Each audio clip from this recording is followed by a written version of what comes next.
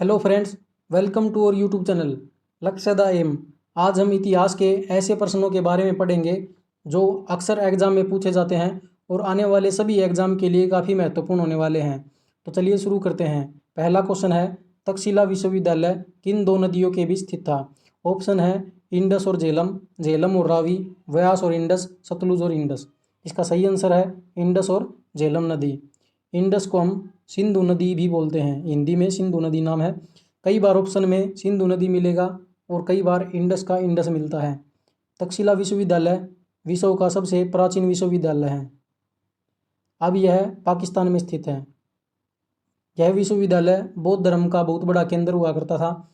इस यूनिवर्सिटी से चाणक्य भी संबंधित है।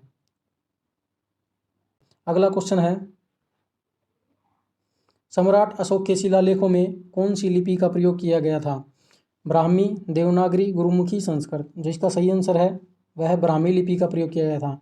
भाषा की बात करें तो मगधी भाषा का प्रयोग किया गया था। अशोक के ज़्यादातर शिलालेखों में भाषा मगधी और लिपि ब्राह्मी का यूज किया गया था। अगला क्वेश्चन है, विश्व प्रसिद्ध कोणार्क सूर्य मंदिर किसके द्वारा बनवाया गया? कोणार्क सूर्य मंदिर उड़ीसा राज्य में स्थित है। इसके ऑप्शन है कृष्णदेवराय, अशोका, चंद्रगुप्त, नरसिंह देव। जो इसका निर्माण करवाया था वो नरसिंह देव प्रथम ने करवाया था। नरसिंह देव प्रथम पूर्व गंगवंश, इनकी डायनेस्टी का नाम था, वंश का नाम था। 1984 ईस्वी में यूनेस्को ने इसको वर्ल्ड हेरिटेज साइट के रूप में शामिल किया था, यानी कि विश्व धरोहर स्थल के रूप में शामिल कर लिया गया था यूनेस्को ने इसको 1984 में। अगला क्वेश्चन है, चित्तौड़गढ़ में विजय स्तंभ का निर्माण किसने करवाया? इसका सही आंसर है वह राणा कुंभा। राणा कुंभा ने खिलजी वंश के शासक महमूद खिलजी को हराकर इसका निर्माण करवाया था। इसको हम कीर्ति स्तंभ के रूप में भी जानते हैं और इसको टावर ऑफ विक्ट्री भी कहा जाता है। Tower of victory Chittorgarh Rajasthan में स्थित है। अगला क्वेश्चन है, वेदों की और लोटो का प्रसिद्ध नारा किस महापुरुष ने दिया था? वेदों की और लोटो, गो टू वेदास, इसका नारा दिया था दयानंद सरस्वती जी ने। दयानंद सरस्वती जी ने आर्य समाज की स्थापना भी की थी और यह स्थापना सन 1875 ईस्वी में की थी। यह क्वेश्चन भी कई बार आता है, दयानंद सरस्वती का ओरिजिनल नाम यानी असली नाम क्या है? तो इनका जो असली नाम है वो है मूला शंकर। अगला क्वेश्चन है, प्रथम भक्ति आंदोलन किसके द्वारा आयोजित किया गया? नानक, मीरा, रामदास, रामानुजाचार्य। इसका सही आंसर है वह है ऑप्शन डी, रामानुजाचार्य। ये वैष्णव संत थे। इनके साथ साथ नारद, अलवर, नयनार आदि शंकराचार्य प्रमुख संत थे। भक्ति आंदोलन का प्रारंभ दक्षिण भारत से शुरू हुआ और यह आंदोलन 7वीं शताब्दी में प्रारंभ हुआ था। दक्षिण भारत के साथ साथ यह धीरे धीरे उत्तर भारत में फैला, फिर उसके साथ पूरे एशिया में फैल गया। इनकी जो मुख्य उपलब्धि थी वो थी मूर्ति पूजा समाप्त करना, मूर्ति पूजा समाप्त। अगला क्वेश्चन है, ब्रिटिश संसद में चुना जाने वाला पहला भारतीय कौन था? इसका सही आंसर है दादा भाई नौरोजी। दादा भाई नौरोजी फर्स्ट एंग्लो इंडियन भारतीय आंग्ल भारतीय समुदाय के थे जो ब्रिटिश संसद में चुने गए थे। इनको हम दादा भाई नौरोजी को हम the grand old man of India भी के नाम से भी जानते हैं। इन्होंने एक प्रसिद्ध थ्योरी दी थी, ड्रेन ऑफ वेल्थ थ्योरी, धन निकासी का सिद्धांत या आर्थिक निकासी का सिद्धांत इन्हीं की देन है। अगला क्वेश्चन है, किस गुप्त राजा को लिच्छवी दोहित्र कहा जाता है? लिच्छवी दोहित्र का मतलब होता है लिच्छवी की पुत्री का पुत्र, तो यह समुद्रगुप्त को कहा जाता था। समुद्रगुप्त की जो माता है चंद्रगुप्त प्रथम इनके पिता हैं, इनकी पत्नी लिच्छवी राजकुमारी थी और इनके पुत्र होने के नाते हम इनको लिच्छवी दोहित्र के नाम से जानते हैं। अब क्वेश्चन ये भी आ सकता है, लिच्छवी दोहित्र का उल्लेख या वर्णन कहाँ मिलता है? तो वह मिलता है इलाहाबाद इंस्क्रिप्शन शिलालेख में मिलता है। समुद्रगुप्त को हम भारत का नेपोलियन भी कहते हैं। इन्होंने दक्षिण भारत के 12 राज्यों को अपने राज्य में शामिल कर लिया था और यह भारत का नेपोलियन V.A. स्मिथ ने कहा था। ये भी याद रखना है, समुद्रगुप्त को भारत का नेपोलियन किसने कहा था? वो क्या था? V.A. स्मिथ। अगला क्वेश्चन है, इनमें से कौन सा वेद वेद त्रयी का भाग नहीं है? त्रयी का मतलब होता है 3। अब देखो, जो ऋग्वेद, सामवेद और यजुर्वेद हैं वे वेदत्रयी के भाग हैं, लेकिन अर्थवेद ये वेदत्रयी का भाग नहीं है। ऋग्वेद जो है वो सबसे पुराना वेद है। 4 वेद हैं हमारे पास। सामवेद संगीत से संबंधित है, अथर्ववेद जादू टोना मैजिक से संबंधित है और मेडिसिन से, यजुर्वेद पूजा पाठ से संबंधित है। अगला क्वेश्चन है, इनमें से किस शासक ने जजिया कर को समाप्त कर दिया? जजिया कर एक प्रकार का धार्मिक टैक्स है जो नॉन मुस्लिम यानी मुसलमानों को छोड़कर अन्य सभी को देना पड़ता था, और यह कर अकबर ने 1564 ईस्वी में समाप्त कर दिया था, लेकिन मोहम्मद बिन कासिम ने इसको सबसे पहले शुरू किया था। फिरोज शाह तुगलक ने इसको ब्राह्मणों पर इम्पोज कर दिया था, यानी कि अब से ब्राह्मण भी जजिया टैक्स देंगे।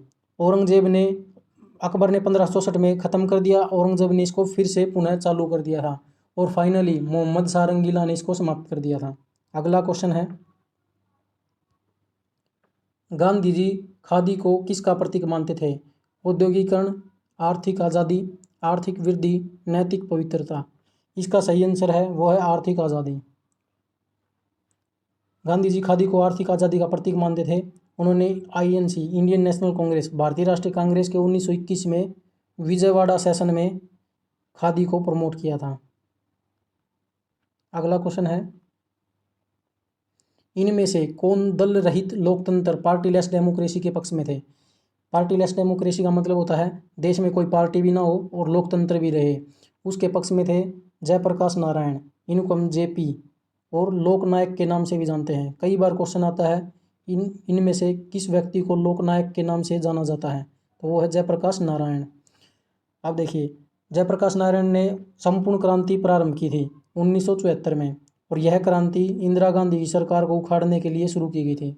संपूर्ण क्रांति में 7 क्रांतियाँ थी, राजनीतिक, आर्थिक, सामाजिक, सांस्कृतिक, बौद्धिक, शैक्षणिक और आध्यात्मिक, ये क्रांति शामिल थी। अगला क्वेश्चन है,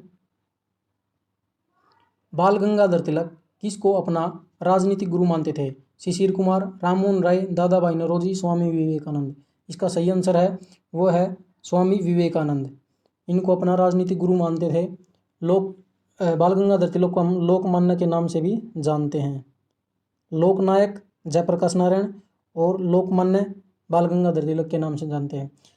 बाल गंगाधर तिलक को the father of unrest India, father of unrest का मतलब होता है अशांति, भारत में अशांति का पिता बाल गंगाधर तिलक को मानते हैं। और यह जो कहा था वैलेंटाइन चिरोल ने कहा था। 1916 ईस्वी में बाल गंगाधर तिलक ने होम रूल आंदोलन की शुरुआत भी की थी। अगला क्वेश्चन है, इनमें से सबसे पुरानी सभ्यता कौन सी है? सिंधु घाटी सभ्यता, मेसोपोटामिया की सभ्यता, मिस्र सभ्यता, चंद्रगुप्त विक्रमादित्य। इनमें जो सबसे पुरानी सभ्यता है वह है मेसोपोटामिया की सभ्यता, सबसे पुरानी सभ्यता है। अगला क्वेश्चन है, किस लड़ाई में शेर शाह सूरी ने हुमायूं को हराया और गौर पर कब्जा कर लिया? तो इसका सही आंसर है चौसा। 1539 ईस्वी में शेर शाह सूरी और हुमायूं के बीच में लड़ाई हुई और उसमें हुमायूं को हार मिली और शेर शाह सूरी ने गौर पर कब्जा कर लिया था। ये अन्य युद्ध हैं घाघरा 1529 जो था बाबर और बंगाल के नवाब नुसरत शाह के बीच, पानीपत का युद्ध बाबर और इब्राहिम लोदी के बीच, खानवा का युद्ध 16 मार्च 1527 को हुआ था, बाबर और राणा सांगा के बीच में हुआ था। अगला क्वेश्चन है, लोकतंत्र एक ऐसी सरकार है जिसमें सभी का एक हिस्सा होता है, किसकी राय थी? तो यह राय अमेरिका के पूर्व राष्ट्रपति अब्राहम लिंकन की राय थी। अगला क्वेश्चन है, 17 दिसंबर 1928 को जॉन सैंडर्स की किसने गोली मारकर हत्या कर दी? इसका सही आंसर है भगत सिंह ने। भगत सिंह ने गोली मारकर हत्या कर दी थी। लाला लाजपत राय ने लाहौर में साइमन कमीशन का विरोध किया था जो कि 1928 में आया था। उन पर लाठीचार्ज करवाया गया था और जो लाठीचार्ज करवाया था वो पुलिस सुपरिटेंडेंट जॉन सैंडर्स ने करवाया था, इसलिए भगत सिंह ने इनको गोली मारकर हत्या कर दी थी। अगला क्वेश्चन है, भारत का पहला वायसराय कौन था? जो भारत का पहला वायसराय था वो लॉर्ड कैनिंग। वायसराय से पहले भारत का गवर्नर जनरल के रूप में जानते थे। लॉर्ड कैनिंग 1857 से लेकर 1862 तक वायसराय रहे थे भारत के। अगला क्वेश्चन है, चीनी यात्री फाहियान किसके शासनकाल में भारत आया? तो वह चंद्रगुप्त द्वितीय के शासनकाल में भारत आया था। चंद्रगुप्त द्वितीय को हम विक्रमादित्य के नाम से भी जानते हैं। उन्होंने यह उपाधि धारण की थी। चंद्रगुप्त विक्रमादित्य के दरबार में 9 रत्न थे। उनमें से कालिदास, वराहमिहिर, धन्वंतरि आदि प्रमुख थे। चंद्रगुप्त द्वितीय समुद्रगुप्त का बेटा था और कुमारगुप्त चंद्रगुप्त द्वितीय का बेटा था। अगला क्वेश्चन है, गोरिल्ला युद्ध का बीड़ा किसने उठाया? गोरिल्ला युद्ध या छापामार युद्ध भी बोलते हैं इसको, जो छत्रपति शिवाजी ने गोरिल्ला युद्ध का बीड़ा उठाया था। वैसे जो इसका ओरिजिनल है, ब्रेन है, जो इसके पीछे दिमाग था, वो मलिक अंबर का था। उसने यह पद्धति मुगलों के खिलाफ शुरू की थी और यह अहमदनगर, यानी कि जो मलिक अंबर थे वो अहमदनगर के प्रधानमंत्री थे। आज के लिए इतना ही। अगर आपको वीडियो पसंद आए तो हमारी वीडियो को लाइक करें, शेयर करें, हमारे चैनल को सब्सक्राइब करें। बहुत बहुत धन्यवाद। जय हिंद।